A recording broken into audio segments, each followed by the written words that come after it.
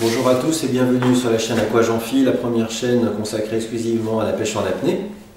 Aujourd'hui nous allons faire une petite vidéo sur les différents types de poissons en Méditerranée.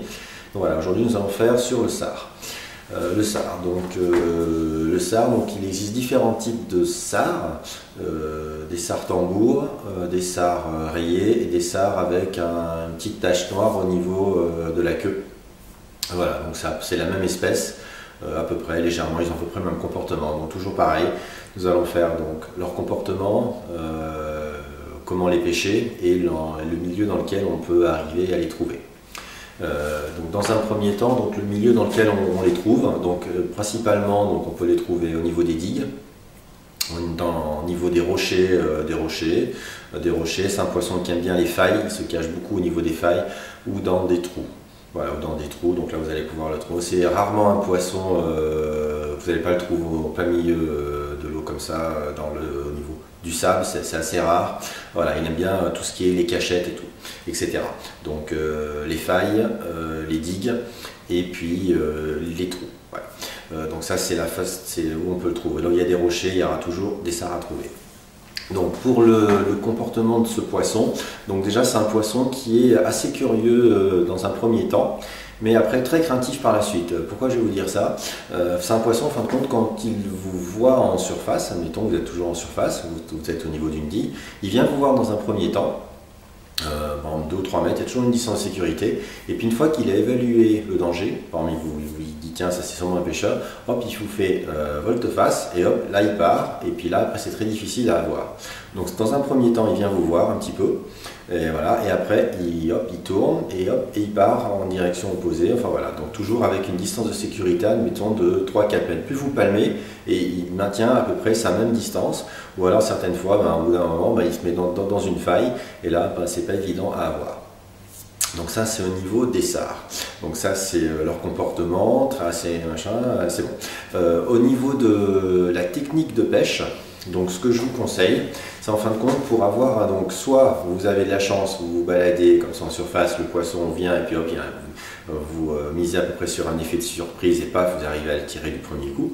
Donc là ça peut arriver. Mais deuxième cas de figure, pour essayer de le pêcher, donc soit vous faites une pêche à trous, c'est-à-dire vous descendez assez profond, et puis des fois dans un trou, il y a toujours un sard qui est à peu près un petit peu au fond du trou, un peu de profil, et hop, vous arrivez à le flécher, donc là c'est assez sympa, c'est bien surtout des gros spécimens. Soit ce qui est assez sympa aussi, c'est en fin de compte quand le poisson, la technique que je vous conseille, c'est une technique donc un peu à l'indienne, c'est un mixte, une technique à l'indienne et puis suivie d'une coulée, mais une coulée à peu près où on ne descend pas au fond de l'eau principalement, on a à peu près à aller à 1 mètre du fond et on continue comme ça, enfin voilà, en direction du poisson. Pourquoi je vous dis ça? Parce qu'en fin de compte, dès que vous voyez le poisson, le sard par exemple, il vous a vu, paf, et en fin de compte il a 2 ou 3 mètres, il reste toujours à la même distance. Donc là ce qu'il faut faire, c'est que vous descendez au niveau de la coulée. Et puis vous suivez le poisson, tant que vous pouvez entre guillemets, et le poisson en fin de compte il va être toujours comme ça devant vous, comme ça devant vous, et en fin de compte il ne va jamais se mettre ni sur la gauche ni sur la droite, il continue, parce que le meilleur moment pour le flécher, c'est quand il va se tourner soit vers la gauche, soit vers la droite. Donc c'est en fin de compte, c'est un tir à peu près instinctif. Donc vous pointez toujours votre fusil derrière ce poisson et à partir du moment où il va tourner soit sur la droite, soit sur la gauche, et paf, il va falloir le flécher. Et là, ce sera bon, ce sera tout bon pour vous. Je sais que c'est pas évident, mais souvent ça arrive parce que s'il est tout droit, en fin de compte, on sait qu'il a envie de partir à gauche ou à droite, mais voilà, c'est le seul moyen pour avoir. Deuxième cas de figure aussi, quand vous êtes au niveau des rochers. Ça c'est assez sympa, avec des failles. En fin de compte, vous voyez le poisson, donc il est devant vous, puis en fin de compte, il se glisse derrière une faille, donc vous le perdez en visuel, et vous savez très bien que ce poisson, en fin de compte, c'est pas du tout comme le rouget, il va continuer sa trajectoire.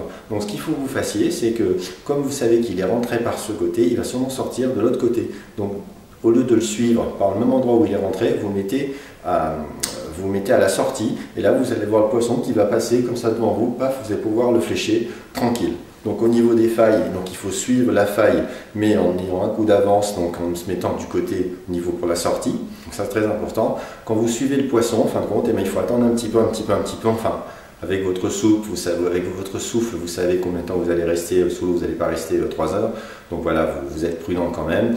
Si au bout d'un moment, le poisson il continue, il ne veut ni tourner à droite ni à gauche, vous laissez tomber, c'est pas grave, c'est pas la fin du monde. Mais systématiquement, le poisson, au bout d'un moment, il faudra aller soit sur la gauche, soit sur la droite. Et là, vous aurez un angle de tir, il ne faudra pas le louper. Ce sera juste là, sinon après, ça sera fichu. Parce que c'est très rare d'arriver à le flécher quand il est comme ça devant vous. Donc voilà, donc le comportement du poisson, oui, je vous l'ai dit. Où c'est qu'on peut le trouver, comment il est, un poisson très assez curieux au début, mais après, une fois qu'il a évalué le danger, c'est fini. Et puis surtout, voilà, au niveau des digues et au niveau des failles, hop, il faut, au niveau de la faille, juste à la fin, pour le flécher. Et puis voilà, je pense que je vous ai tout dit. Et c'est souvent aussi un poisson, le sard, des fois on peut le trouver avec des dorades. Donc ça je vous expliquerai plus tard. Donc voilà, mais bon, ça peut arriver. Donc des fois on a des bonnes surprises. On est sur un site pour pêcher des sards et puis on a des fois des dorades aussi qui viennent. Ça peut être assez sympa. Bon voilà, je pense que je vous ai tout dit pour le sard.